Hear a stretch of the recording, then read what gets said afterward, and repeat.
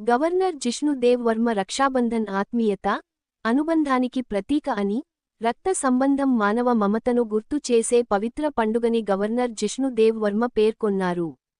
రాజ్ భవన్లో విశ్వహిందూ పరిషత్, మాతృశక్తి, దుర్గవాహిని మహిళా నాయకులు గవర్నర్కు రాఖీ కట్టి, మంగళహారతులు సమర్పించారు. మహిళా నాయకులను ఆశీర్వదించిన గవర్నర్, రాఖీ పండుగ కులమతాలకు అతీతంగా సోదరభావాన్ని పెంపొందిస్తుందని అన్నారు.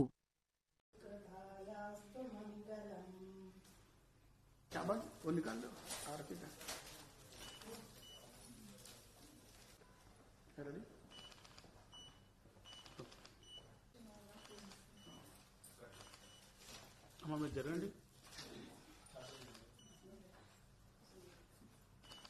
జరగండి, కొంచెం జరగండి.